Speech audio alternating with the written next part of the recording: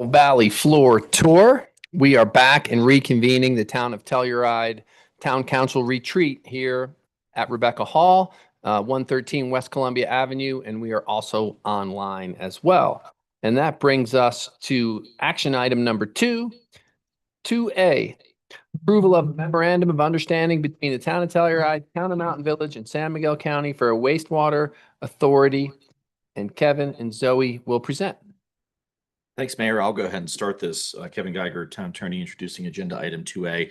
Mayor, we managed to just squeeze this on your agenda here because we had a substantive discussion on this issue back at your June 3rd meeting. You may remember there was extensive background material in that packet. I didn't put all of that material in for your meeting today because I think you are well aware of it. And we're just bringing a final update of this MOU back to you. You may remember on that meeting on the June 3rd agenda, you did receive some comments from San Miguel County representatives, and what resulted was direction to amend 3 discrete areas of the MOU between Town of Mountain Village, Town of Telluride, and San Miguel County. Again, this is for the future formation, perhaps, of a wastewater authority. Those changes were limited to Section 3, Section 6, and Section 9. Those changes were made, and I provided that revised version back to county and Mountain Village representatives. Those changes were well received. There were minor changes that came back, and I have provided to you a red line version that went out in an email on Monday.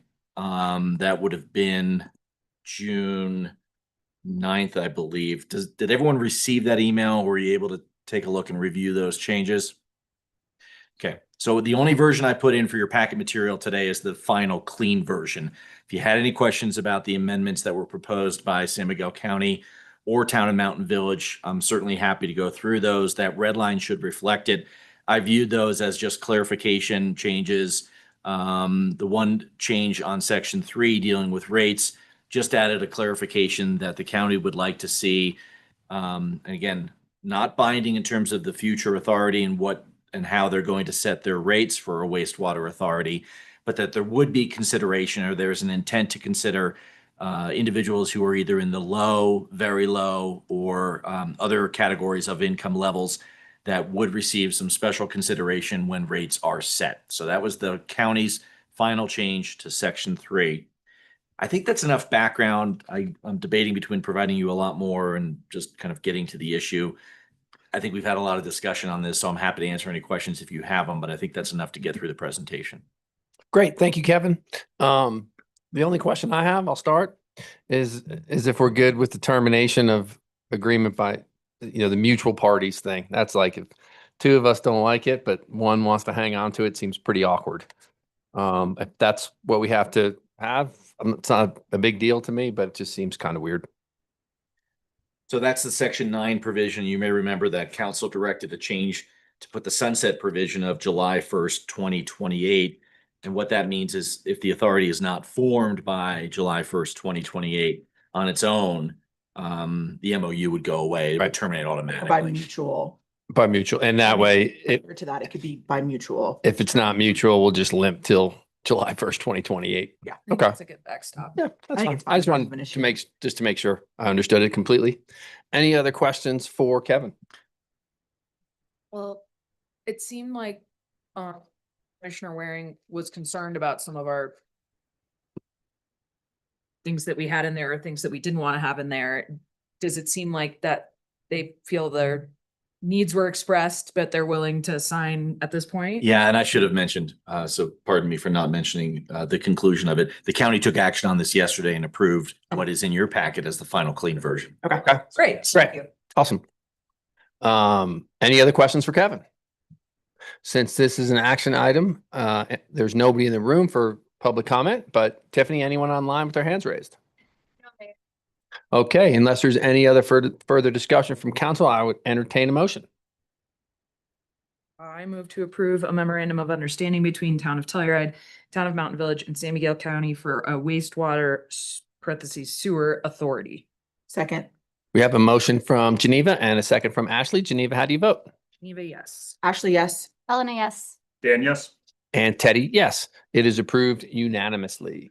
That brings us to agenda item number 3, work sessions. 3A, discussion regarding agenda structure for timing for regular town council meetings. And that was something I had brought up, but I'm going to politely withdraw it unless people want to discuss it. I had the thought, long story short, I had the thought that we were short on the front and long on the back of the meetings and that maybe lunch should be at 1, but I gave it some thought and didn't think about staff. And staff starts their day at the same time. And so if lunch is good for them at 12 still, then I'm good with it unless anyone else wants to discuss it. We're done with this. Okay, great, perfect. That brings us to Yeah, yeah, it's Yeah. fine.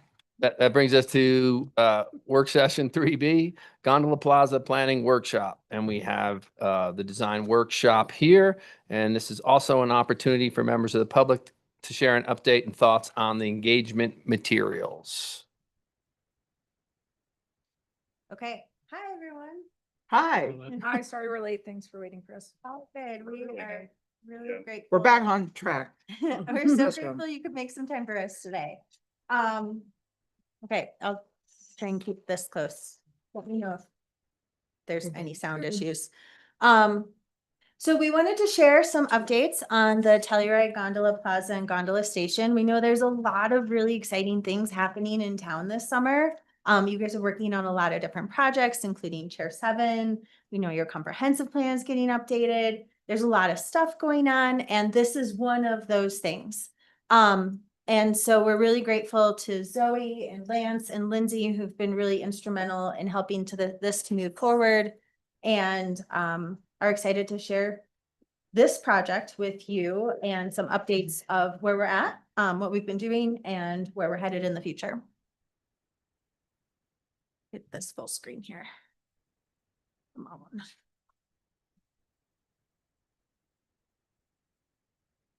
Okay, it's not working for me. So, all right, so today I know we have about an hour. We're going to share some context on the project itself. I'll try and go through that pretty quickly, but please feel free to jump in anytime and ask questions if you have any thoughts on what we're sharing. A lot of what we're hoping to spend today's time on is to sharing some of the concepts that we just shared with the community last night and get your thoughts and feedback, and really kind of use this as an opportunity to workshop those ideas with all of you. And then we'll just finish today with a little bit of what to expect in the coming weeks and months. Oh, I don't know how that ended up there. I'm sorry, my presentation's being really weird. There we go. So many of you know that there's kind of two different things happening here. So project A is the gondola replacement itself. And so that's the physical infrastructure of the gondola. And you all came to us with the town, and all of you came to us with this thought of, if we're going to replace the gondola, tear up the site, you know, there's a lot of disturbance. This is an opportunity. This is a moment to think about, do we put everything back the same way we found it? Or do we think about the site in a different way and start to solve some of the challenges that might be existing on the site, or capture some opportunities that would exist within the town? And so it's really kind of, I think, such a great moment to say, what is it that we want this site to be 30 years from now? Because this is our opportunity today to begin to address what that might be with the replacement of the gondola. Why does it, I'm sorry, it keeps like jumping. So weird. I have to use my mouse.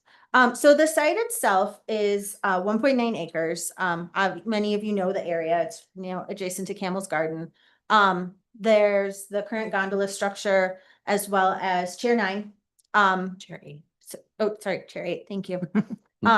It is owned by the town of Mountain Village. We are aware of this. That is certainly a constraint on the site, but the town of Telluride has a 99 years lease, which gives the town development rights on We the are parcel. working with our partners to develop a lease agreement. Okay, it is still in progress, but we are moving forward under the assumption that that will be finalized to give the town development rights on the parcel. Don't press that button. Yes. We understand, our team's design workshop, we have Roaring Fork Engineering, we have Cumming Group to help on some of the process meeting, and CCY we've worked in the town, we love this community, and we're just really excited to be part of this next piece of the puzzle for the future of the Telluride community. And, this is just kind of highlighting some of those really great things that we think this project might be able to enhance and build upon of what makes Telluride a great place. Oh, I keep pressing the wrong button.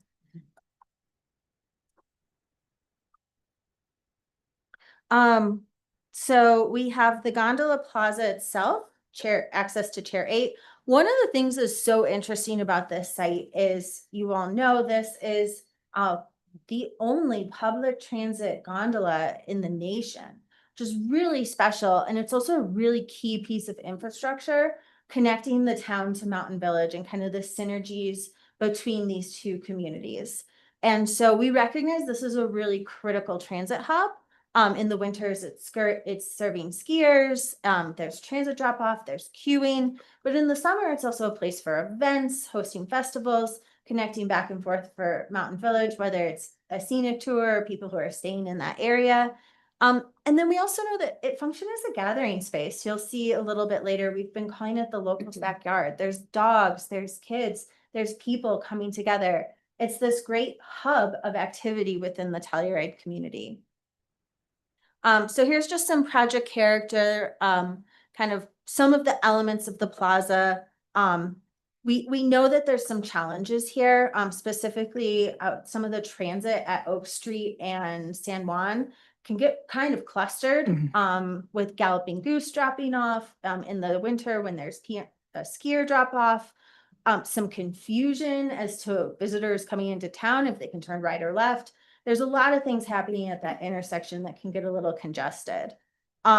With that, there's also skiers kind of moving into the gondola itself, tourists coming down San Juan to come take the gondola.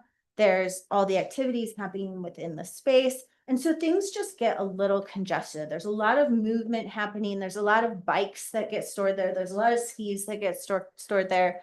We really see this project as an opportunity to be able to address some of those things that aren't working as great and celebrate some of those things that are working really well. I really,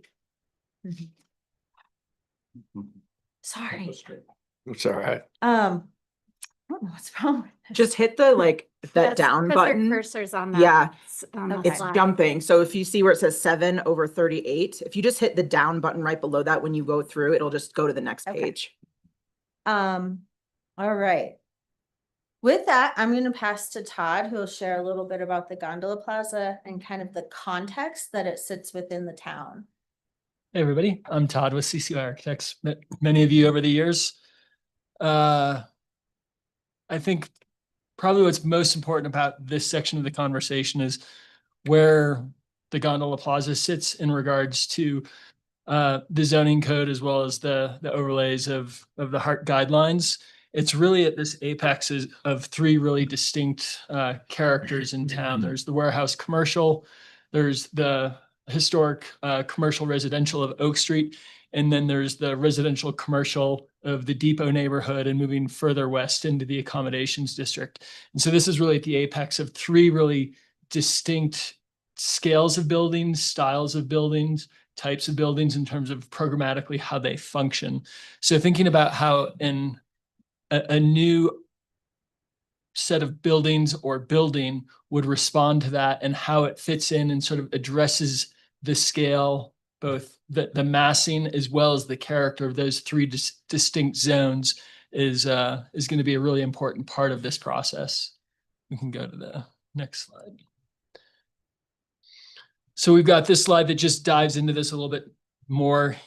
All of you know town better than even we do, but I think one of the key things I haven't spoken about yet is obviously Gondola Plaza's sort of threshold to the mountain, or sort of the natural setting of both in the summer and winter, sort of engaging with the Telluride ski and golf property, the ski area, as well as the San Miguel River, and how this really serves as a portal for many different events. You know, the Telluride 100 mountain bike race, other things all happen through here. So how is this a connection to really what defines Telluride, which is really sort of the national forest, the open space, you know, the park-like quality of getting out and recreating in the mountains.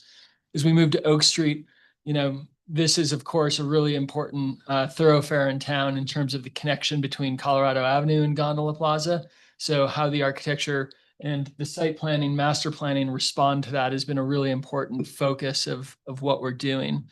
Then we move to what we're generically referring to as the Western context. So this is moving towards the accommodations district. This is sort of anchored by Hotel Columbia as the closest piece of architectural context to Gondola Plaza, but then very quickly transitions to the residential scale of the Depot neighborhood. As we move east, it becomes very much a mixed bag of new development, older development, all tends to be larger, 3 stories tall, but there are historic structures sprinkled in there throughout as well. And then as we move to the next slide, I think we're going back to engagement. Yep. So really important to this project is understanding what the needs of the community are, and really listening. And we're trying to build this into how this project moves forward, since it is such a critical community space. So our first kind of engagement event was back in March, and we had a little pop-up in the plaza where we had some different conversations. We had a map, and we really just listened to the community on what are their hopes for this space. And from that, we learned that there's a few really important things that this space has to do. It has to preserve that character and culture of Telluride, so that the atmosphere and the sense of community. As I mentioned, transportation is why people come here. It is an important driver. And so wayfinding, public transit, bike infrastructure, ski infrastructure, all of that needs to be considered, and thinking about free and easy access to the gondola. Making sure that it's a great public space. And so those things that bring people together, like food, activity, entertainment, that those things are really thought about in what the future of this space could be. But that also, the reason people love living here is this beautiful natural environment. We know we have the San Miguel River running right adjacent to the site. So how does this ensure kind of sustainability and protection of natural areas to preserve these things that make Telluride really special and make people love living here and visiting here? Those family-friendly features, as I mentioned, the locals' backyard, you'll see more of that, but just thinking about social spaces and social interaction and providing places for that to happen, as well as thinking about that architectural vision. The gondola there's a gondola overlay corridor here. It is a visual iconic element so that the architecture in the site continues to maintain that iconic and portal feel for this area. As mentioned, just last night, we popped these images in this morning. Yesterday, we were out on site for another pop-up and an open house at Camel's Garden. I would say overall, we had about 50 people that we were able to chat with throughout the course of the day. I think we probably would have had a few more, but we had some pretty good rainstorms. Kudos to the Telluride team for coming into the rescue with tents. But we made it work. So these are some pictures early on before it started raining on us. I think we've got a few once we got the tent set up as well. And we had some really great conversations, and we're able to connect with the community about what this space might be. But we're not done. We have an online survey. Lindsay is working on updates to the website now, and all of this information will be online for the next couple of weeks. Just kind of broaden the reach for those who weren't able to participate last night, or who we weren't able to interact with, and give them the opportunity to provide comments in a virtual setting. So the big idea is, this is where we've been kind of headed with all of this. From the community, we've developed these 4 big ideas, which as we get into the design concepts are really going to drive how we're thinking about the project in the space. And the first, I think, is we've made pretty clear that this is a transit-oriented hub. It needs to have circulation, places to hang out. There needs to be all of those things in order to make this function well as a transit space. We're thinking about it as a portal, that it's a place where residents both enter into Telluride, perhaps for the first time if they're coming from Mountain Village, and leave, and then these important view corridors. It's a portal for some of the activities that happen in town. And so really thinking about that experience. I've said it a couple of times, but this locals backyard and the critical aspect of maintaining this as a social hub. And then finally, thinking about a sense of place that drives the vibe. And so what we mean by this is there an opportunity to introduce some economic vibrancy, generate revenue for the town, and think about flexible programming for people of all ages, stages, and interests within the community. So I've had this slide up so many times for you now, so you've had a chance to think. So with that, we just wanted to pause quickly. I've sprinkled different questions throughout this presentation to give you an opportunity to kind of reflect back to us if this feels like it's headed in the right direction for you. So from here, we'll kind of transition into sharing some existing conditions and concepts, but wanted to pause for maybe 2 to 3 minutes of discussion to say, did we get it right? Do you feel like this is the right direction for this project, or did we miss anything that you want to make sure gets captured? Can you just go back to that, to the Yep. 4 topics again? I think that it's like, this is kind of like the really amorphous kind of big picture stuff that, I think that these things are great. And I think that everyone that participated, these were probably, the things that they had in mind. It's just, how are we going to translate that, which I think is what we're getting into. Yep. So I think these are great. I particularly like the idea of it being the portal to Telluride and making sure that like you have that distinctness of when you're coming in, that you're in Telluride versus what the feel is in the Mountain Village. I think that we have a very, distinct kind of character. So, and then I particularly like the locals backyard space, because I know that, as somebody who lives here, we certainly use that space a lot with our dog and stuff like that. So I think that those are probably the two things that stood out to me. And then, knowing how congested it is down there right now with the transit stuff. It's not as bad in the summertime, but particularly in the wintertime with skiing, buses, the hotel shuttles and stuff like that, just making sure that we've got a plan for how we can maybe alleviate that and help the flow of our transit. So I think these are great. That's my 2 cents. And I have a question. It really, I think you've hit it with all 4, and we've just got to figure out the priorities and how they all balance together.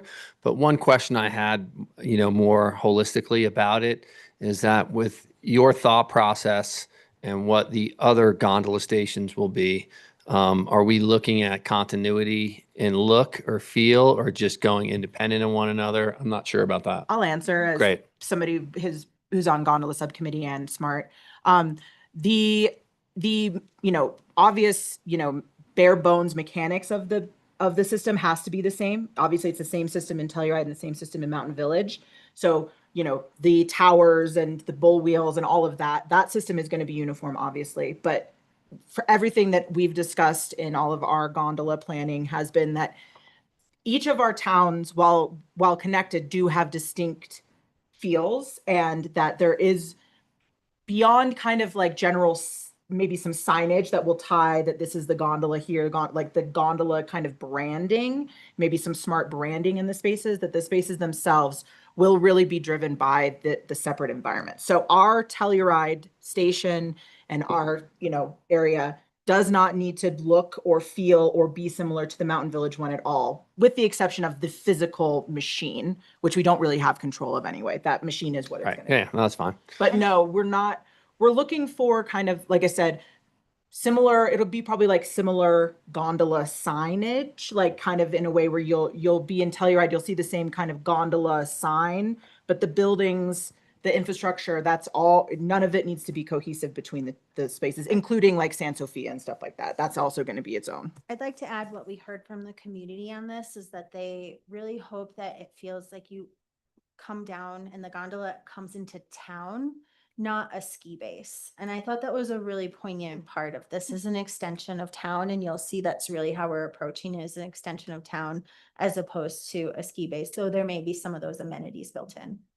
I just wanted to make a comment, and I feel like you kind of captured it in like the second or the third and fourth big ideas. But as you discovered yesterday, and having an event there, it is a space where a lot of festivals and like sports activities use the gondola space. There's a lot of pop-up tents that go there. So you kind of got it in like seasonal calendar of events, and flexible programs and activities are sort of in two different, but I almost like want to really specifically call that out. Because I feel like that is a huge community use, whether it's for the Rendola or even Mountain Film like sets up some of their operations there. So that still feels like it is an important function of that space. Yeah. And you'll see we've been kind of testing to make sure within the space with the future concepts, we have space for all of the tent sizes. They provided us what those tent sizes are so they can still be set up. As well as other kind of maintenance sort of things like a ski cat turnaround radius. So we're thinking about those things in the background. Awesome. Cool. I like these for, I feel like kind of the portal to Telluride and the locals' backyard can potentially be at odds in terms of like, well, maybe not. It just depends on perspective. But I sort of think of, I like the concept of people coming into town and realizing like, I'm not in Mountain Village anymore. I'm coming to Telluride. That's great. But I don't want it to be so like a grandiose welcome to Telluride, shiny, big, like, I don't know, like architectural thing, which I don't feel like is our vibe. Like the Mountain Village now, kind of, Right. versus the old metal. I'm not saying it's a bad thing, I but like the mining look, whatever, and we're gonna see what you guys have come up with. I just think there's like this tourist appealing opportunity to like cater to that, but also just because it is such a locals used space and a utility that, you know, like the biggest complaint we get about wait times is I have to get to work. Why can't I cut the line? And that can trickle down into a million other little side things. But I think as much as we can make people feel like it's their locals feel like it's their space and not just like a grand welcome arch into Telluride. That's not how I interpreted Portal to Telluride, was that I didn't interpret it as like an architectural thing. It was more, I interpreted it more as what you were saying of like,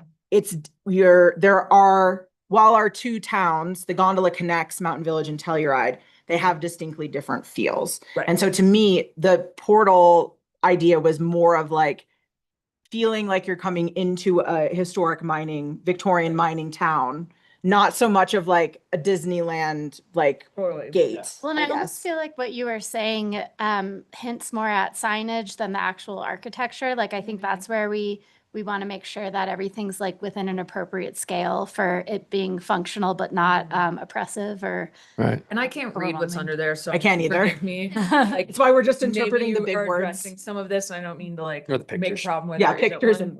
But the I big think like titles. the idea of that that Telluride is like funky but functional and like usable.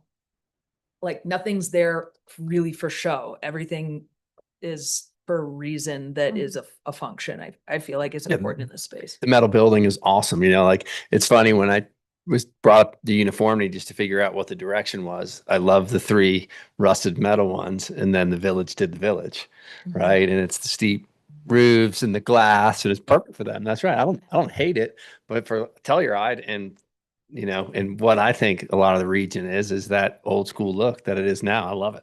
Well, and it kind of fits with like doing something that is reminiscent of like some of these old mining structures, fits in with like they used big, tram gondolas to move rocks and stuff like that up in the mountains. And they have these huge cable cars and stuff that would transport as part of the mining operation. So I think it's kind of cool to like hearken to that to say this is like the modern version of that old technology. Well, I- oh, go ahead. Does it? I wanted to add to what you said about it being like, I forget the word you used, but like utilitarian or functional or whatever.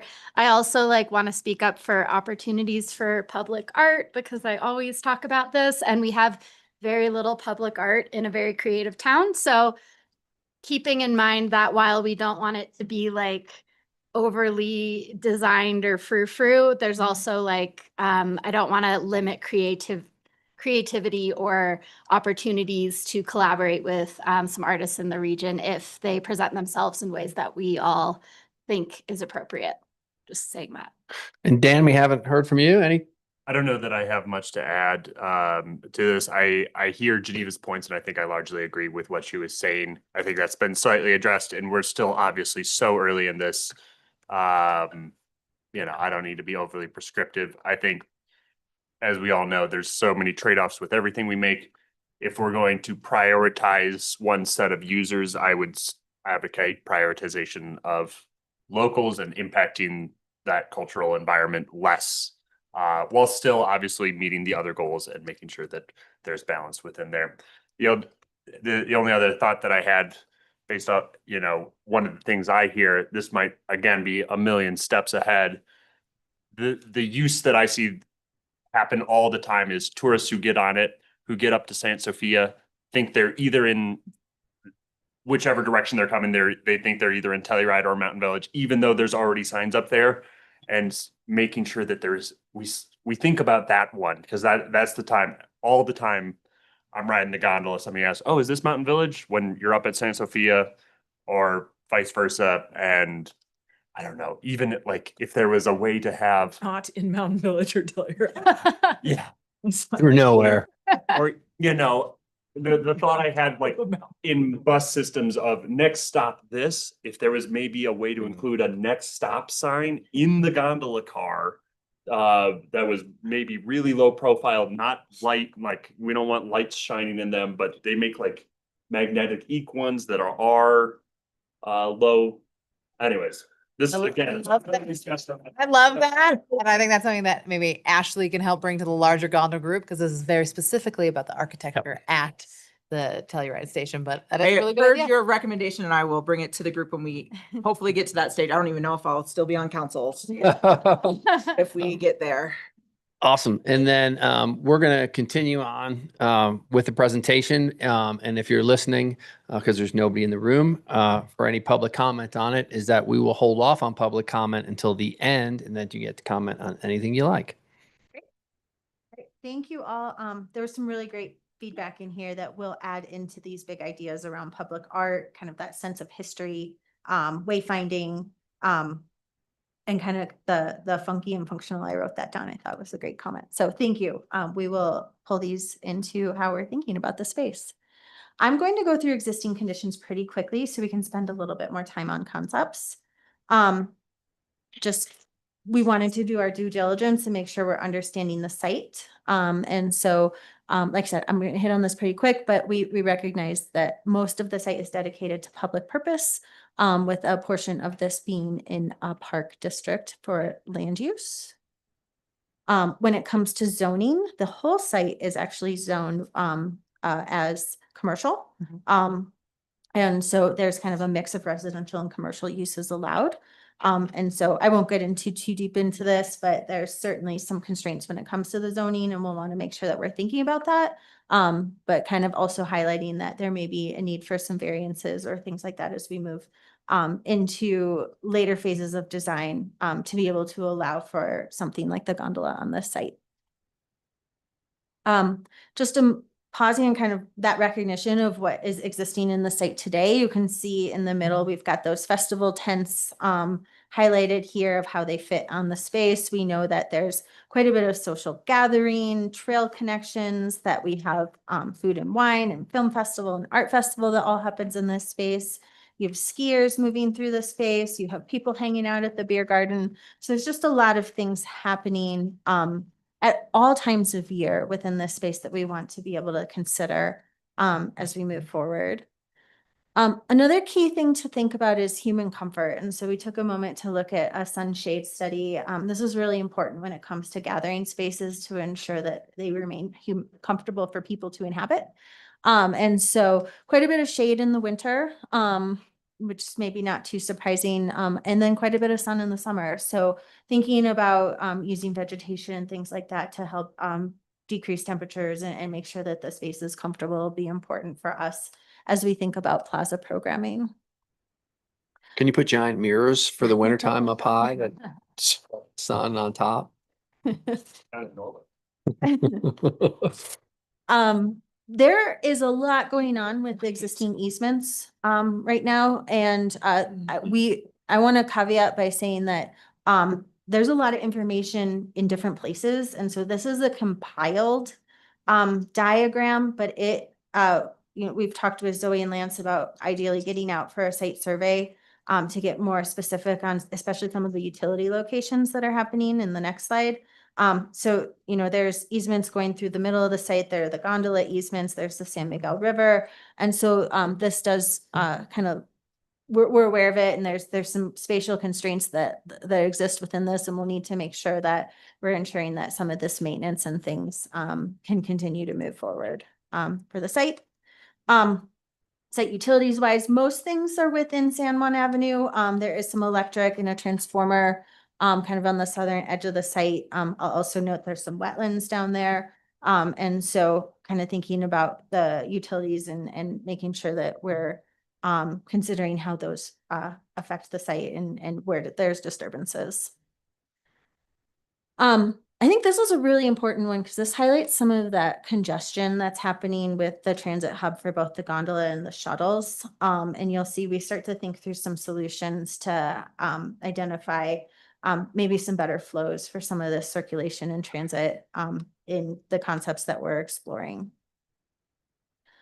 So overall, I'll kind of wrap this up that we really think there's some great opportunity for connectivity, on the site, obviously with it being transit oriented, making sure that we maintain that central space, for year-round activities.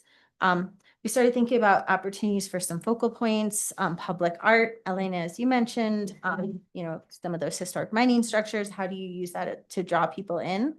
And then we really thought a lot about edges, activating the edges at Camel's Garden, San Juan Avenue, and kind of how that intersects with the site as well as the San Miguel River. There's some really interesting, kind of connections with those things that we're exploring. And then I think just so critical is understanding the river trail. That's like a really important corridor throughout the community, and it comes through the southern edge of the site. And so how does that begin to support the sense of place as well? As noted, some key challenges include that circulation that we've talked quite a bit about, some of the floodplain challenges, as well as kind of what the buildable area is. And then I think there's this is kind of an opportunity, but, kind of ski storage and bike parking and really clarifying where those can go, to help open up the site and alleviate some of the clutter that can disturb some of the circulation patterns. I have just a quick question. Yeah.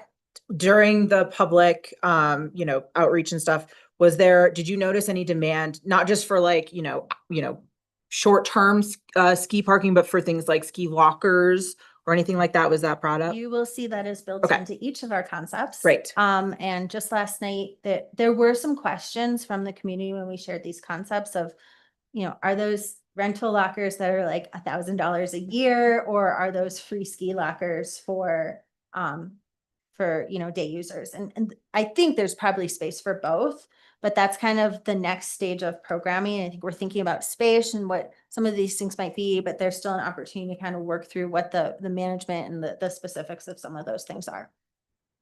That's something that can have just such a big ripple effect. Like if we have ski PE lockers, then all of a sudden all the kids can ride the bus and they don't need to be driven to school, and No, yeah. drop off pickup isn't an issue. So I don't know. I think we should really be addressing those kind of things that Yep. like are weird, idiosyncratic. I mean, thinking it specifically, I was thinking specifically about ski PE also, just the difficulties of getting the kids down there, and then, they have the gear on the sidewalk, and it's like a big thing. And that if we wanted to maybe look at working with like our local schools to see if we could help with some ski storage specifically kind of for ski PE, and then, then maybe doing something for others, the, general public that would be available for rental. Keep in mind, if you go that route for like ski PE is getting the opinion of Parks and Rec and the hockey club for the challenges and pluses and negatives towards the storage of hockey equipment down there. who gets it, what's the priorities and things like that for a town-owned facility. And maybe something to learn there. I think also, when we were discussing this last night, that really Lift 7 would be the best place for ski PE because it's close to the school. And I think the reason they don't use Lift 7 is because of the lift. Lip 7. Yeah, so I think that changes. I mean, I'm not gonna say anything, but I'm just saying it's. Yeah, that's that, And it's a 2-person chair, and so for kids that are under the age of 7 or 8, they can't There's ride it bar- without. beginners. Yeah, there's like, no, the safety bar thing and all that kind of stuff. Yeah. You see experts getting thrown off it recently. That's. Did you get thrown off? No, not, Well, no. maybe Put yourself in that it. use may Not be able to always. shift somewhere else, the big picture, so. I just think, yeah, like right now, that's, for people that live here, that is a congestion point. It is something that, is tricky. And I think that if we could, I think that ski PE, youth hockey, all those things are really important to our community. And I know that it can put strain on, some of the adults feeling like they're not getting the same thing, or the management of that might be difficult. I don't know. I just think while we're pie in the sky dreaming, I would love for us to try and figure that out. Cause I remember as a child, it was even hard back then, lugging your skis across town and all that. And Back in the olden back in days. the olden days. Absolutely. Well, we're excited to share some concepts with you because we've built that into each of these and hopefully ample space to explore with that and figure out how that fits within the site itself. Cool. Any other questions or comments on the existing conditions before we want to spend a little time talking through some different site alternatives and really excited to hear your feedback on that. That's bluegrass picture. We're fast approaching. Okay, I'm gonna quickly stand up for a second. So what we did is we explored 3 different concepts. And I'm going to pull this forward because this is not in the presentation. No, it's small, but this was from. Oops. So this kind of highlights some of the key differences between, oh gosh, now I can't see it. And you can always jump over here if you Okay, have. go sit and see. Yeah. This highlights some of the 3 main, or the 3 concepts I'm going to share and some of the primary site differentiators. So we're going to walk through sites 1, 2, and 3, and then I'll kind of highlight the the differences between the 3. Todd will kind of jump in with some thoughts on the architecture and some massing that we're studying, and then we'll have a discussion once we've gone through all 3 concepts. So this first concept is, we've called this one Spaces Together. And one of the core organizing structures of this is thinking about different nodes of activity throughout the site. So we have ski lockers here adjacent to San Juan Avenue. And I'm going to start by saying, in all the concepts, one of the things that we're really thinking is important is pulling Oak Street Plaza down into the space. And so you'll see this kind of extension to extend the farmer's market and really kind of capitalize on this view corridor down Oak Street towards Chair 8. The other consistent thing that we're looking at is how we approach San Juan Avenue. We look at it differently in the 3 alternatives, and I'll highlight those differences. But by pulling the gondola, and this does incorporate the new gondola footprint, by pulling it closer to the river, but off that 15-foot river setback, we're able to pull this corner back and get 2 full lanes of traffic on San Juan. In this option, we're looking at a separated vehicle drop-off and a separated bus drop-off, so really designating zones for different transit uses. We also neck down at Oak Street, creating some bump outs and really making that a safe crossing and eliminating some of those awkward turn movements for people who are trying to go down San Juan the wrong way, which we've heard about. Saw it this week. And so we have this kind of extension of Oak Street and this approach to San Juan here. Internal to the site, you can see we have this promenade that comes through and connects down towards the river, as well as another portal here of kind of the beach coming in. And so for engagement of the San Miguel River here, we are thinking about kind of these portals or nodes that kind of enter into the site, but still kind of keep this natural experience along the river. within the lawn and event area, there's an opportunity to really kind of capture a lot of what's happening today. And then thinking about some increased plaza space adjacent to that. The architectural building here, one of the big drivers on this one is we are thinking about a street level access gondola. So we'll look at that differently in other alternatives. So this is accessed pretty similarly to the way you would today. There's a couple stairs up in order to get the clearance needed over the river. But that this is really looking at kind of that maintaining the access with a first floor gondola. Your ski lockers and ski storage would be over here adjacent to more of the transit uses. And then we're thinking about this third building as we've been calling it kind of a pavilion building, in which it's a building that has a lot of transparency through it so that it doesn't feel like it's staying in the middle of the space, but really there's this indoor outdoor movement with the architecture. So it really feels connected to the space. Can we come back to architectural massing at the end? Yeah. The second one that we're looking at, we've called the active core. And so with this one, we're really thinking about keeping the river as a separate space. So it's, kind of maintains the river trail separated from the active uses in this space and puts a lot of the activity here at the center, at the active core. So you still have Oak Street coming down into the space. You have the bus, instead of separated drop off, now we have one full lane adjacent to the plaza that's dedicated to bus, and the other one that can be for through traffic. We have bus shelters adjacent to the future gondola building. We've kept the ski lockers in this location here.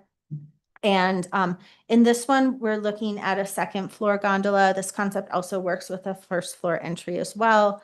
But we're thinking about that gondola moving up to that second floor with access off of the bus, as well as kind of this for skier access on both sides. The building in this concept that's kind of seen here in the center is thinking more about a physical building with probably more edges. It could be more considered as a restaurant and probably 2 stories that might allow for some seating on the upper levels. And kind of an operate deck that looks down into the space and some, really thinking about kind of some focal point and some different activities here within the plaza. So moving a lot of those community gathering uses to this active core and using them kind of this building as an opportunity to really capture what's already existing at Camel's Garden and pull that into the space more. Putting a lot of that social gathering towards the center. And our third concept is really kind of building on that concept. This one is really exploring this idea of the second level gondola in a different way, where we think about a grand staircase that addresses San Juan Avenue and Oak Street with a lot of visual prominence. So coming up that stairs to a full proposed gondola on the second floor. Ski lockers would also be located on the second floor so that there's that easy transition between the two. There is stair access and elevator access off the transit plaza with a dedicated bus lane. What's different with San Juan Avenue on this approach is we're pulling the bus lane further west and pulling some of this plaza space out into San Juan Avenue here and necking that down to give it kind of this highly visible plaza presence from these different view corridors. The upper level terrace now can really serve as kind of a dining terrace with commercial or food and beverage on the second floor and picks up quite a bit of retail or commercial space below. And so we're kind of thinking of the concept behind this one as this lawn and event area as kind of that see and be seen community space as a social stage. And so with this kind of sitting on the upper level terrace, looking down into the space, and then thinking about maybe opening up and activating the water so that there's kind of this seamless movement between kind of touching and playing with the water, which really draws people in to the lawn area. So there's some good synergy and movement with those spaces. I think one thing I'd add about all 3 of these schemes is one variable has been sort of the dimension from the new building sort of in the central plaza and the space that exists between it and Camel's Garden Hotel. In this particular version, we've really aligned the face of that new building to align with the buildings on the west side of Oak Street. So it's really about pulling that context down into Gondola Plaza and then aligning the northern edge of that building with the face of Camel's Garden. So it's really thinking about holding that corner. And in the two other ones, we always hold that face with Camel's Garden, but you'll have noticed that the building sort of scooches closer to Camel's Garden as we work backwards to scheme 2 and backwards to scheme 1. And it's about the right scale of that space and where is the right sort of volume of public gathering space in the overall Gondola Plaza. In any of these concepts, and Lance, I might need you to chime in on this one. Have you considered any type of car drop off or anything in front of the Camel's Garden Hotel on San Juan Avenue where the road is already wide? And guys, correct me if I'm misstating this. It's my understanding that we'll be keeping that. We should be keeping that drop off in front of the Camel's Garden the way it is. Okay. And if it's not showing up on those, we should be keeping that. We just need more drop off. We shouldn't Right. be losing drop off space. And That just may adjust your thoughts on the Yeah. bus drop off versus bus and cars on the west side Yeah. versus the east side. So I just wanted to bring that up. Great, good comment. One thing I notice, currently, I believe there's between 4 or 5 different bike racks in this plaza, and they are almost always full, heavily used. It seems like the amount of bike parking would likely be reduced in all of these plans. Correct me if I'm wrong. You seem to, yeah. No. I think that, we have bike and ski racks here. We have some additional ones proposed out here. In this one, we have them more adjacent to the building in the space here and over by the bus drop off here. Okay. Thinking about, it will definitely get incorporated into all of this. And then hopefully with the ski lockers, there's additional storage even internal to the building that can help to accommodate some of those longer term users as well. And also show option 3. So the distance between that building in the middle and the Camel's Garden, that's the same distance as from Telluride Properties to like basically the front door of Boot Doctors across the street. Or as I think it's maybe a little narrower, but kind of close to what when you're downtown Aspen in the mall area, the distance between building to building. So, Well, you can see it scaled, like what you're talking about. I'm not super. Oh, I just want to finish up on the bike thing. Is that so? If you line the trees down there, there's space like actually between those trees where you could actually have meaningful bike racks without messing up the pedestrians. Okay, that's all.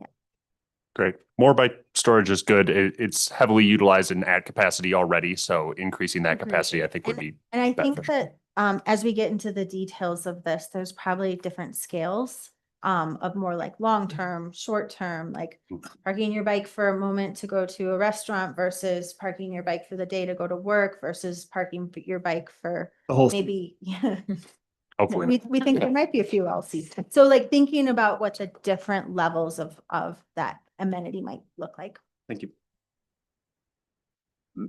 You want more questions? You want to keep rolling? No, we- I kind of interrupted you. That's my fault. Todd to talk through some of the massing. And we want to really just emphasize that these are just studies to understand the context of what we're proposing within the space, rather than really digging deep into the architectural elements. And so I'll pass to Todd and he can talk through these ideas. Thanks, Allison.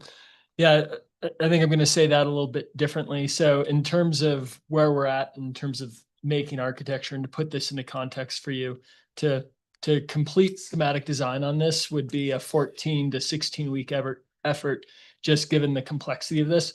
We've worked on this for about a week and a half. So this is very, very early. We always have the debate at this point in a project, should we just be showing gray boxes boxes or- that say that it's 2 stories tall or it's 3 stories tall? And the problem with that is you show gray boxes and people think you're literally proposing gray boxes.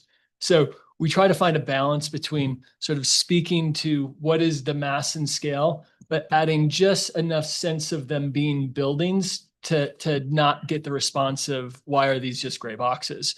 So while there's ideas in here, this is, I'd hesitate to say that this is an architectural study. This should be treated more as a massing study. And we have began to think about architectural character, of course, and we've got some imagery that will speak to that. But in terms of these images, so this is concept one. So this is gondola down. This is the narrowest space between the gondola pavilion building and Camel's Garden of the three options we looked at. Really what we're thinking here, so to focus on the upper left-hand image and the lower right-hand image for a minute, is that largely the buildings that surround what we might call the gondola building itself, we're thinking of as being what I'd call a very contextual response to Telluride.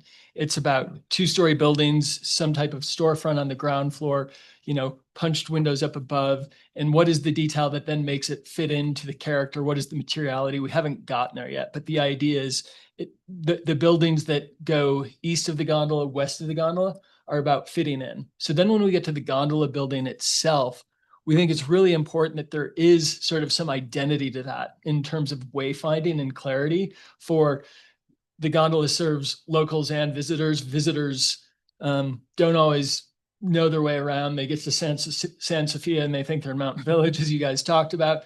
But so there's got to be a way that the architecture, I think, makes that wayfinding clear, and we're not just simply relying on signage. So the gondola building does, in these cases, try to become a little more iconic. Is this the right solution? We don't know yet. It's part of why we're here to discuss that. Some of the ideas behind why we're showing the gondola portion of this, which is the sort of brownish with the vertical texture. What we're implying in there is, I've been coming to Telluride since 1992. Gondola showed up, I think, in 97. 96. 96. Open September 96. And I think that the sort of insular quality of the gondola building and how dark the experience of loading the gondola is just a missed opportunity. So one thing we're thinking conceptually in here is, how do we change that experience? How do we fill it with daylight? How do we make it part of that experience? So we're showing glass, but then these sort of Corten steel screens over the top of that, the Corten sort of connecting to maybe mining heritage. But more importantly, those screens are about not having that space overheat because of solar heat gain and getting some sun control around that element. I think we can, and you, in the middle right image, you can sort of get a sense of the glass and the screen and, you know, light that might come through there. I think there would be a really nice light quality to that. And whether it's going to make more sense to put a gable on that, like the gable that exists on the gondola station today, or it's a flat roof, that's to be determined later for us to debate and discuss here. I think for us, the gondola as a gable felt a little bit out of context, because most of what is in town in this zone at this 2- and 3-story scale are flat roof buildings that are sort of reminiscent of what's on Colorado Avenue, what's on San Juan. But again, we've looked at it with a gable, and really what happens is it just gets taller, particularly as we move to a scheme that puts the gondola up on a second level. So again, lots of things we're balancing in terms of mass, scale, character. Go ahead, Ashley. I have two. My first question is very easy. The top right, I can orient myself in all of the other photos, but I'm guessing the orientation of this is like the bus transit drop off along San Juan. Is that correct? I just am trying to figure out what where I'm looking on that one. Yeah. So if you're standing, where that is taken from is you're standing on the south side of the Telluride Properties building, you know, where Brian O'Neill's office is, sort of just east of Brian O'Neill's office, looking sort of straight at the building. Is that kind of like and that's the envision for, like, that's where that bus and Yep, exactly. bus The drop bus off drop area. off is just a little bit to the right there. So this is the start of this canopy that grows down San Juan to become the sort of shelter that provides for the bus drop off. It gives you a little sense of protection as you get off. Okay, thanks. That's what I thought. I just want to make sure. Like I said, the other ones I can orient myself in, but that one I was like, maybe just want to make sure that's what that is. And then my second question was just about like what you were saying about that. So the metal is extending pretty high in these mass and scale above, but there is no proposal for these buildings above the gondola having any sort of development right now. But it looks like a 2-story building, but it really wouldn't be a 2-story building. Correct. So the gondola, in the gondola equipment, you've got the gantry, which is where the cable's running, the bull wheel, all Yep. of that stuff. And then above there, there's a maintenance platform and you need to provide full head height clearance. This is all dictated by tramway Yeah. safety board and all that stuff. So if the gondola is sitting on, if we're loading the gondola on this table, the minimum height that that building is going to be is 27 feet. Okay. And that's without like a second occupiable floor. So in all of these schemes, we've not put any space over the top of the gondola building because you're adding space on top of 27 feet and it's just getting quite tall quite quickly. That leads me into my question. So in these other two concepts where it's second level access, does that mean we're looking at like a 35-foot structure? It's in that ballpark. I don't have the specific. Or number. yeah, some- yeah, like it's in that ballpark. okay. Yeah. It would have the appearance of a 3-story, but really only have 2 levels. Correct. And let's go on to the Okay. third option. So we looked at 2 massing options. We looked at option 1 and option 3. Option 2 would generally, I think, mass up very similar to option 3. But so to talk about option 3, one of the reasons here from particularly San Juan, we've worked to try to downplay what I sometimes generically refer to as the canopy, that sort of extra volume you need above the gondola gantry. And the way we've done that is by this projecting horizontal roof. So as that roof comes out, it starts to screen, as you experience the building in perspective, it starts to screen your sense of this large 30, let's just call it 35, Elena, per your question, 35-foot tall element. So it begins to minimize its impact. We also focused on how is that not part of the visual impact as you look down Oak Street. Obviously, Oak Street is the smallest scale development that comes in direct contact with Gondola Plaza. So as we look at this lower right image, what are we looking at and how does it fit in with the scale of Camel's Garden and with the Telluride Properties building, and feel like what we're developing here isn't out of scale with what you'd expect to see walking down Oak Street. Isn't Camel's Garden getting redone? Or they're trying? I was about Columbia building. I was actually, that was one of my questions and I wasn't sure where to bring it up, but So Camel's Garden's not changing. I don't think they're doing exterior. I think they're doing interior. And I think probably, I don't know exactly, but I'm not sure the Hotel Columbia facade will change much. Yeah, a lot. it's doing. yeah, that. that I was gonna was be like, my it will. question. Yeah, because it's They have From a beauty. building approval. process standpoint, Yeah. we have not heard anything from Camel's Garden, but the Columbia Hotel is in for a massive remodel Mhm. that will be over the course of several years to complete. Oh, and I it's can gonna look be now. moving, the whole building's expanding east. Yes. So it's gonna be a big, so Bigger, but the look will change as well. yeah. Well, yeah, I mean, what's already there will mostly be the Yes, same, and then correct. an addition to the east that'll Yeah. increase Yes. its mass. Yes. Yeah, And Columbia's Like- 3 stories, correct? yes, So. yes. For Or is it 4? Oh, is it 4? Okay. Including the basement? And it's like kind of a Yes. big corrugated metal, like rusted metal chunk that they're basically throwing on the east end. Cute.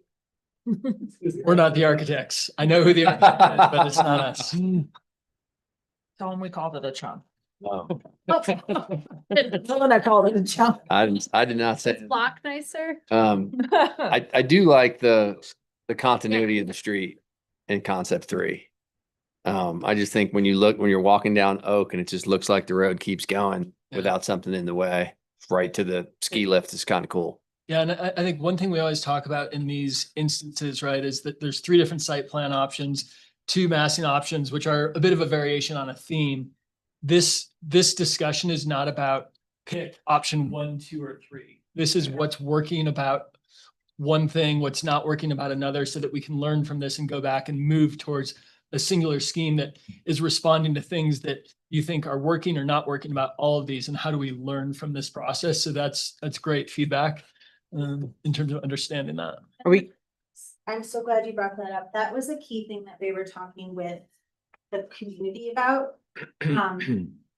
Because our next step is going to be refining from 3 concepts into one singular preferred direction. Did we And- see this three what was three for the architecture? Did we see that? We only masked one. Yeah, and- because 2 and 3 are similar. 2 and 3 are similar. Got it. Sorry. Yeah, we only With the masked one and gondola. 3. And I've Gondola. I've got those on boards as well. And then this kind of highlights the main differences between the three, which I've talked through. And then the community engagement that we did last night, in addition to several other questions, and the survey that's live, is trying to gauge what Todd was saying is, where's the community at with this? Like, and there's trade-offs. So like concept 1, where the gondola is at the first floor, it takes up a lot of the ground floor space. And so we can capture about 7,000-ish square feet of potential food and beverage or commercial or users, versus concept 3, where you put it on the second level, you can nearly double that with 14,000. So those are some of the trade-offs, which is why we're asking some of those questions. What's important to you? Do you want food and dining? Are you willing to take the stairs? If you like it that much? Or is that second floor kind of not a direction you want to head, and you're, recognizing that there's maybe less economic viability that's associated with that. So we're trying to gauge from the community what some of these trade-offs are, rather than 1, 2, and 3, but what is it you'd really like to see move forward?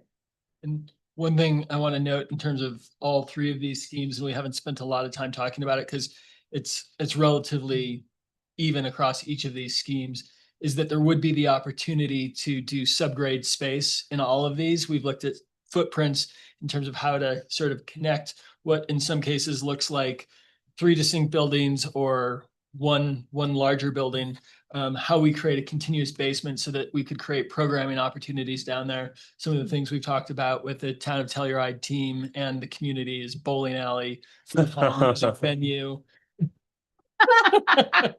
Oh my I've God. never, Lockers for every citizen. so. Feels like a body. Again, how those things are operated, how they actually work and how they fit, but looking at this sort of opportunity for flexible space at the lower level. And then in this very early preliminary stage of the architectural development, what is the connectivity between, getting there? How does it feel like you're not going to the basement of a building to enjoy some time with your friends or family, whatever it might be? Put a bowling alley. And a music venue. Rock. Wow. Downstairs. No noise issues. Are we at the feedback portion? Yes. Whatever. Jump in. Okay. So I'm curious to hear what you guys think.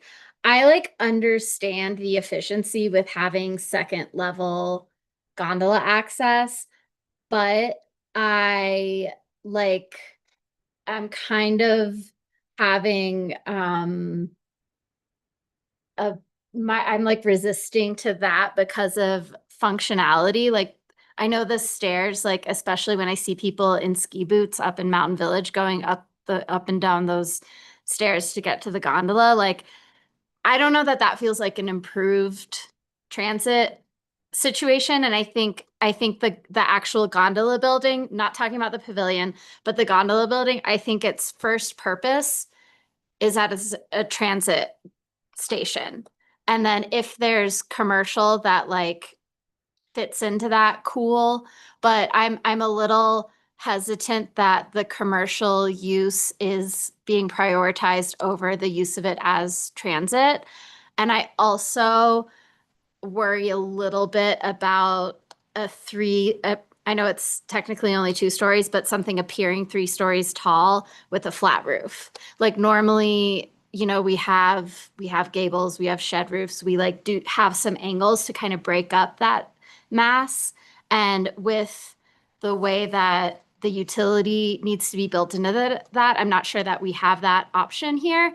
So I'm I love density, and I'm let's get everything we can out of a project. But this one, I'm having a little bit of a hesitance around the just the transit part of the concept 2 and concept 3. And I'm kind of leaning towards the street level. The other thing that just while I have the metaphorical mic, I do like a more separated river trail. Like I like the river trail options in 1 and 2, and I don't like it in 3 where it's open. But I also really like the open space feel of the kind of, I forget what you called it, the active space in site 1 as opposed to like in the second 2. There's sort of this like border, and I feel like that's not the spirit of the way that Telluride like sort of kind of integrates with nature. So I like the idea of it being kind of more of an open green space. I might just jump in because this is a good time. Yeah. When we look at our river corridor and our parks master plan, it does specifically say keeping the natural character with low impact improvements and controlled access to protect that fragile and sensitive location. So I think you're kind of tying that in. Yeah, yeah. Cause like the option 3, or concept 3, sorry, the active river area, that to me feels like not what I would love to see. I have more things, but I think I'll let someone else talk for a little bit. I'll piggyback on Elena. I asked also about like that in that first one I was asking about, is this a second level or anything like that? I definitely agree that I think that the staircases up to a gondola, especially with people in ski boots, that, you know, we've got a lot of beginners and they primarily use the gondola for access and they're not as comfortable walking in ski boots and stuff like that.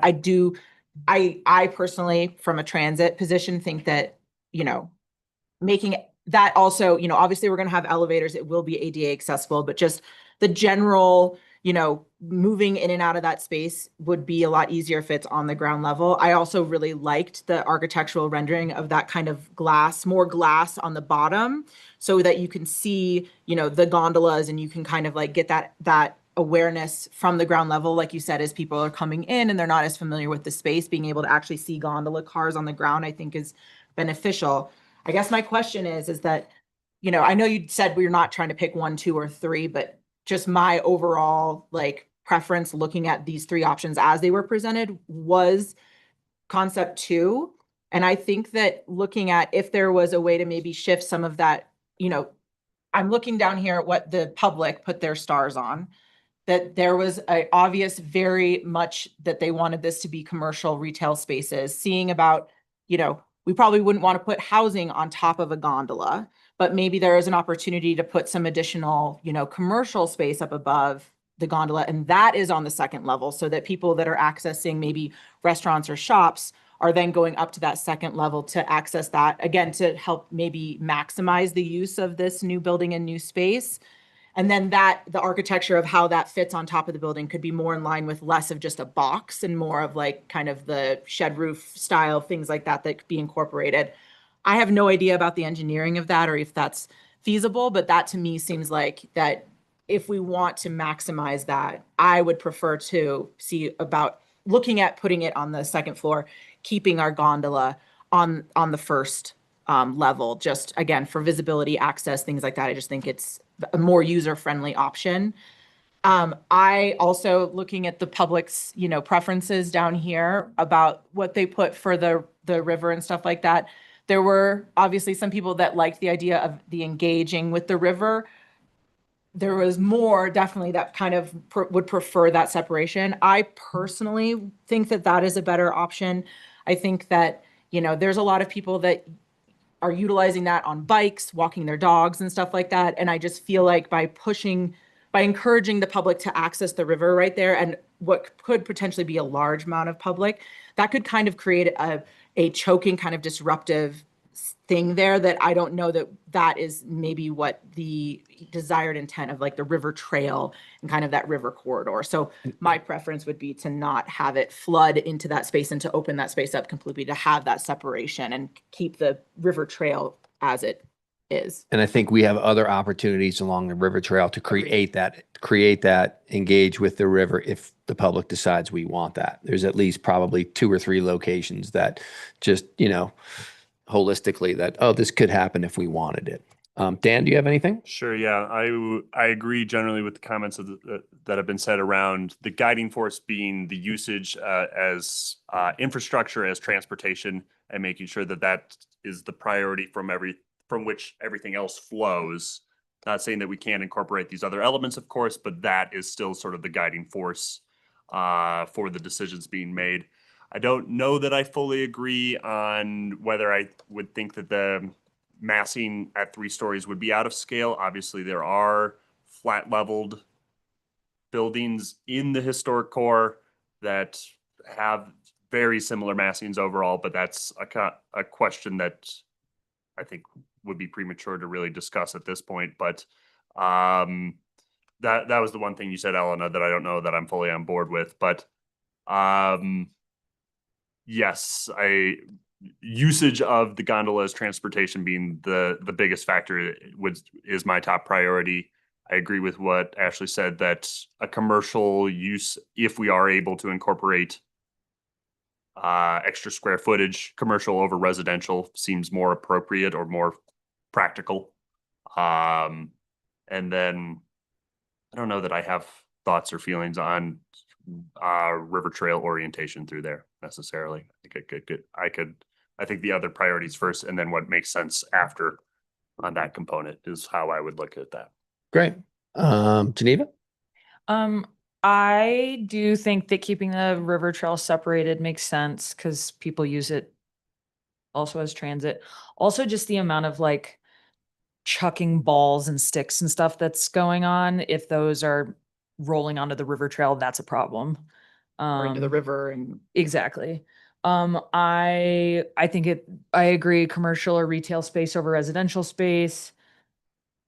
I initially was thinking about like, yeah, I want you to be able to get onto the gondola quickly. And so the ground level entrance makes a lot of sense. I can think of times at the end of a long day when you're in Mountain Village and you look up the stairs and you're like, okay, here we go. Gotta walk up all those stairs. And just especially for our aging visitors and locals and little kids and everything, I think that makes sense. I did get to ride a pretty cool gondola in New Zealand where they had restaurants in the gondola building on the second floor, and it was cool to see the cars going by while you're sort of in there hanging yeah, out. like taking off. That's cool. Yeah, that's pretty sweet.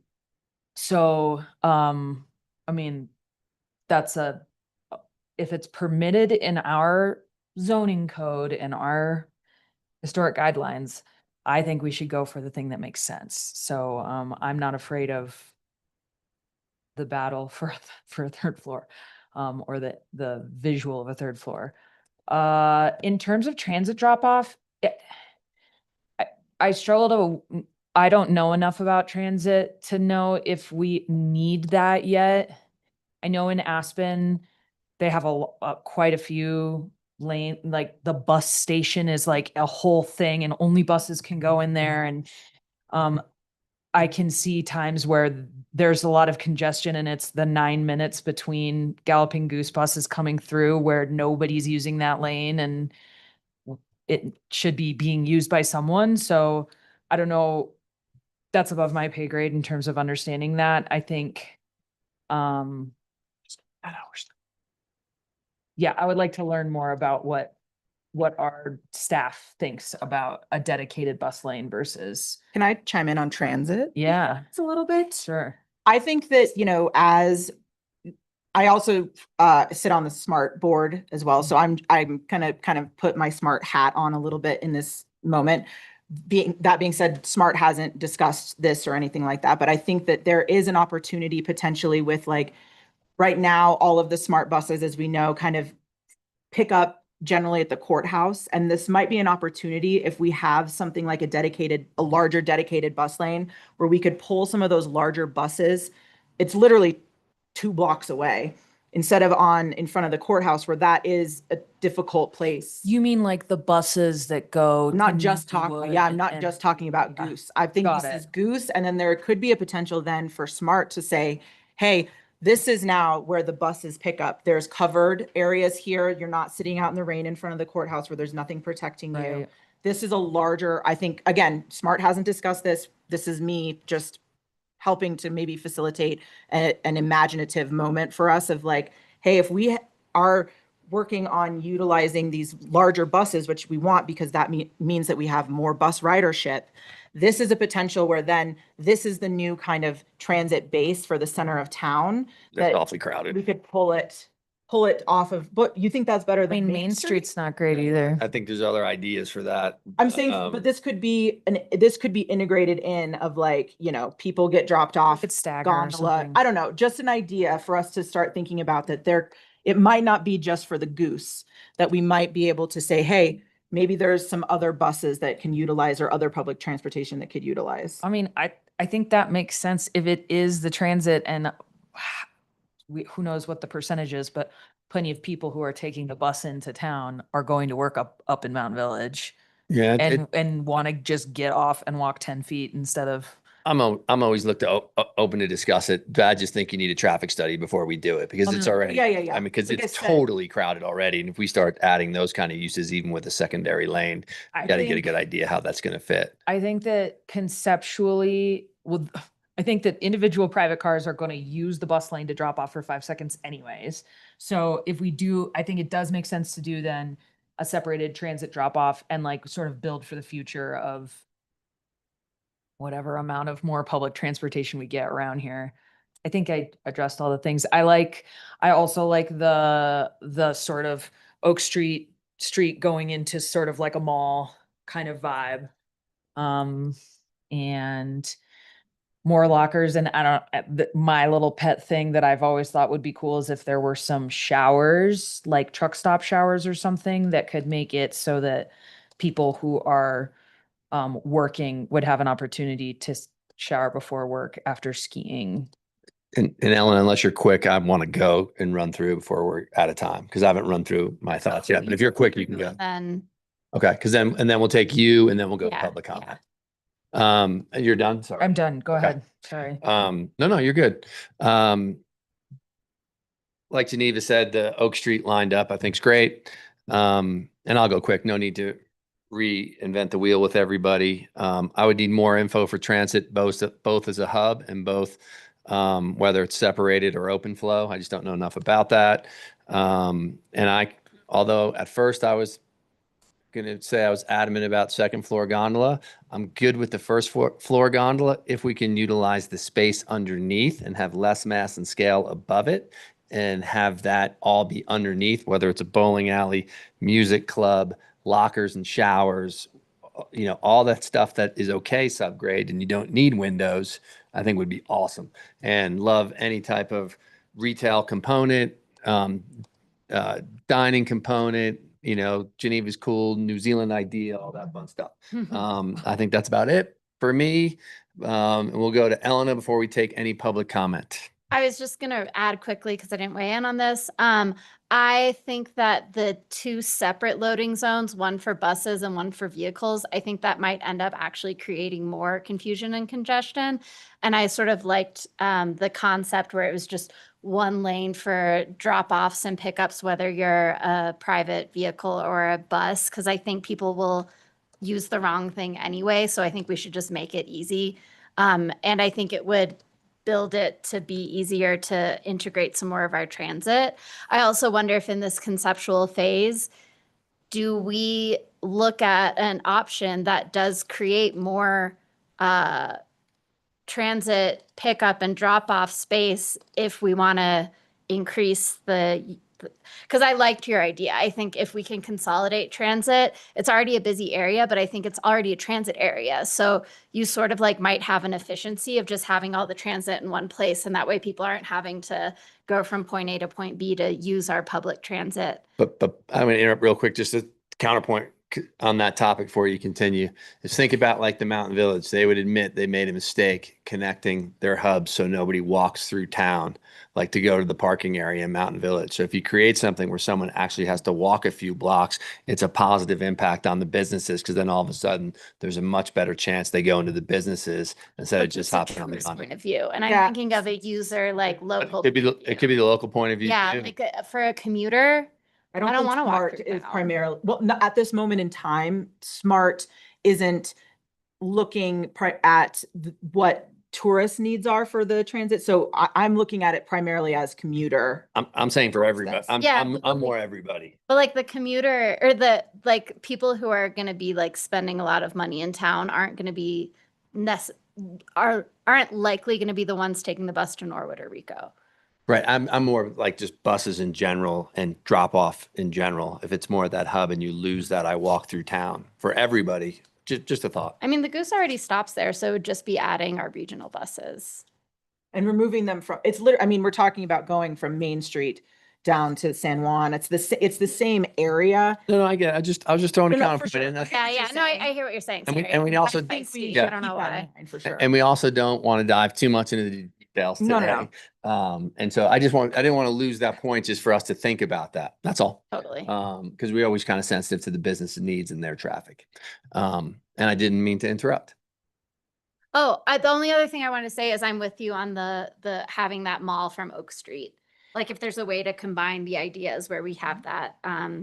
Can I, or- Teddy, the option 3 had a very distinct design element of having kind of this elevated, like, space that kind of bridged the two, correct? That was like this space. We haven't talked about that. Is that something that we're interested in? Or do we feel like it serves the community better to have just these two separate buildings? Or do we want to talk about the connecting on a sky bridge essentially, right? That was how it was laid out. I think that's predominantly a function of the gondola being up, and it sounds like there's a strong preference for gondola down. So again, I think Even if we put retail on a second floor above a gondola I guess down. that's a fair point. I mean, retail on the second floor, I think is really difficult from a success rate and sort of, Let's just call it commercial. okay. I would just need to see it. It's so hard to decide Yeah. that without seeing its visual impact and then also what happens on subgrade level. Worried about it But- blocking the sun. My personal opinion is we don't do it. I don't like it either. I think people love the gondola station because it's open space. And I think if we build it up too much, people are going to be mad at us and be like, you ruined the thing that we loved about this. Oh, they'll be mad at us anyway. I mean, yeah, they will. But that's why I also don't want stairs to the gondola because we're going to hear about it for the next 20 We years. did hear at the, at least the parts of the, outdoor sessions that we were having, that sitting on the second level, having a beer with your friends and things like that was actually a nice thing. I But think that, option 2 had that, right, that option 2 has that deck space up above. It just doesn't connect it to the gondola building. Yeah. Which that was the one Okay. differentiating feature that I wanted to just discuss. The extent that what allowed for that, what allowed for the wider extension of Oak Street through this space was pushing this building closer to this. And so that's something, if that's the feedback we're getting, we'll have to go back with our design team and kind of play around with how some of the pieces push and pull. What's the Um, footage difference between 2 and 3, let's say, on that extending Oak Street? And then this is probably close to a 60 foot. Would you say that's close? In the ballpark. the right of way is, I think, 50. Yeah. Okay. So, one thing that we didn't discuss that was on all the plans, or maybe I just missed it, was there is this mini stage. Mm. And it's right here on these things. So, Mm-hmm. it would be good to get some feedback on whether that should keep showing up, in the plans. Again, it's supposed to be out of where the snowcats go. It doesn't have to be like, on the river trail, on the river trail. It doesn't Yeah, have, it could help screen. And it was kind of the original vision of where it is now. It's just underutilized. I mean, there's rumor, they built, pipe underneath it to run cables and stuff. And only one dummy, me, decided to try it for music, back by Lift 8. But yeah, that kind of was the original concept of what it is now, to have kind of that circle amphitheater kind of feel. It's just no one I really think it would did the be, music. I think it's cool. but I don't think we should do it at Chair 7 and here. I think we should do it at Mm. one of the places. Okay. Yeah, that's fair. And then this is also laid out to accommodate the film festival tents and things like that currently use the space, maybe in a different location slightly, but. Take some pressure off Elks Park if that was like, Yeah. put some pressure on Parks and Rec to manage another. And I actually don't feel like Elks Park is a great location for what it gets used for. Like it is sort of, in the middle of it. yeah, like this would, in my opinion, this would be a better place for like an outdoor theater or something. I don't know if the festivals will agree, but No, I like it. Can I ask a couple clarifying questions? Yep. Or one's a question, one might be a statement to then have Ashley, you respond and see if I'm understanding. this Okay, correctly. great. In terms of stage, just in terms of how to show things moving forward, there was a comment not at chair 7 and chair 8. Is there a preference for it here versus there? Like, should we continue to show that on these plans? My preference would we can all chime in. My preference would be to do it here just because we're identifying this as a more commercial space. Whereas I think the chair 7 development is looking at, obviously there's going to be commercial use down there, but more of like a residential feel. I feel like that my preference as one person would be to look at doing a stage and stuff like that here. Again, just because it could take some of the pressure off of Elks Park and stuff like that. I think that this is more fitting. I would keep it, the only concern with the neighbors will be is that music in that, there's no choice, but the music points up into the neighborhood. Like Lift 7's more of a blank slate that you could turn that any way you wanted. But I think here's the better spot. I like the idea of a neighborhood venue for all of the southwest area of town. But I would throw a party anywhere, so. Yeah, we can show them on both till we have to make a decision too, right? I mean, we're nowhere near falling. Party that I wouldn't mind a minimal stage in both places that also kind of functions as a deck that you could like sit on and have a coffee with a friend. Like, I don't feel like that's so oppressive. So I think I'm the lone wolf here, But but we're early in the process. Yeah. Keep it on both. so yeah, I like. Keep it on both and we'll dive I'm- in I'm later. into it just for this specific conversation. There's also, I mean, the reality too is like, Notes. there's a lot of infrastructure and stuff that like can be put in to make something more usable or less usable and stuff like that, that maybe one gets more infrastructure and the other one is available, but maybe it's like more of like a lo-fi kind of more analog space that's a Yeah, flex. I think, I don't know. yeah, There's like options. chair 7 would Yeah, be something fair more like the price. bra where, it's a little more casual, but this, I think it is more it's the commercial district, so. And again, I don't want to dive too much into those details yet, but we'll keep them on both for now. So, and then the other thing I just wanted to clarify, Ashley, to your question about Mhm. the Sky Bridge and then how that impacts sort of what we're calling the Oak Street Plaza in that right of way, sort of continuing down to chair 8. I don't think those things are mutually exclusive. I think we can slide the program towards the gondola building to get what seems to be a preference towards maintaining that Oak Street right of way, and then design the architecture in a way that as those two buildings meet, there isn't this sense of this sky bridge or this open level platform. Cool. Yeah, I think Locals will- just from the use and just our general aesthetic, we don't have anywhere in town any sort of like connecting pieces like that on a second floor. I just think that it might be out of place just in general, but I like the idea of shifting maybe that building like Okay. you have it in two, helpful. seeing where we can maximize that run out. But even still, I think that, like I said, from my naked eye looking at these, there doesn't look like a huge difference. Like, it sounds like what I heard was 30 versus 60, but looking at it, it doesn't look like it's double the space. So I don't know. That would just be my thing, is it's like, I don't want us to, I think we can keep the design intent and play around with what that right balance is. With architectural massing, we'll play with the pieces and I think we've heard kind of what's important to keep. I Great. think definitely doing a second level deck space on like is proposed in that second site concept, I think would be very Yes, love liked. that. Yeah. Yeah, love Okay, that in the pavilion. before we wrap this up, Yeah. Tiffany, are there any hands up? So what with us today? Great. That makes life even better Awesome. today for this discussion. They were here. We'd love But to have your feedback, That's but great that we And we've got had- this at least. We're- we can we're get over. some Yeah. that's fine. thoughts. And we did get a lot of community feedback through the Yep. community forums, and we'll continue And to. all this question, as well as several of the others that we've asked today, will be on the Engage Telluride website for the next couple of weeks. And Please, everybody, since no one's on, hopefully people are listening, engage Telluride, go to the website, give us your feedback. Nobody's listening. Yeah. Can we like get this in the newspaper with some of the drawings? At this stage, sure. I Yep. mean, It's that's also what going to be we're- part of the G-Sub meeting. But I'll talk with Lindsay. We'll see if they want to refine it one more time, since we're Yeah. a little. We'll figure that out. Yeah, Bags. but yeah. I'll talk with Lindsay and develop what the communication strategy is. I know we still want a lot of, we have the survey up and on the Engage site, so we'll definitely work to point And people to maybe, those. you know, I think that this is kind of the first time when council has chimed in a more official way. Okay. That maybe like, as we all know, the summer is a huge use time for the gondola. I don't know what it would be like to try and like maybe put some of this information now like down there so people can see like the progress that we're making and feel like, you know, that is engaging them as they're using the space. I don't know, Yeah. just because like we don't have any participants in Right. this meeting. With the QR code right there, right? Yeah, Like, something that is like, hey, this is like, you know, if 2 and 3 are somewhat similar and you could make it 2 options, I think that might be helpful, but Right. whatever you guys think is best, I'm good with.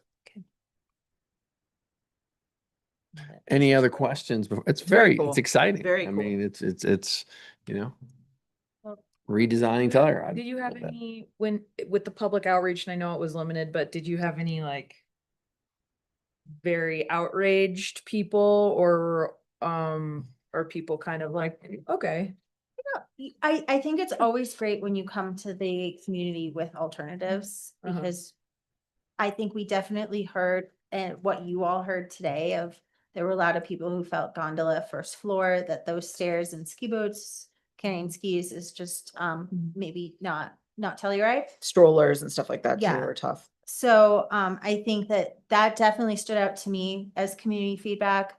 You know, there's always some people who have some concerns or don't want to see anything change. I would thought that there weren't that many angry people. There were definitely people who were confused about what this project is compared to Project A and Project B, Mhm. and how the gondola infrastructure is maybe different than this project. But once we had conversations with folks, I think a lot of people were like, "Oh yeah, this kind of makes some sense." And here's some things that I really like and what matters to me. Cool. So That's good. That's great to hear, actually. All right, unless there are any other questions, we will end this agenda item. Thank you guys for your time. You stayed over late. You were here early. We appreciate that very, very much. And that brings us thank you so to much. adjournment by mutual consent. Thanks everyone for staying over a little bit. Worthwhile for this conversation.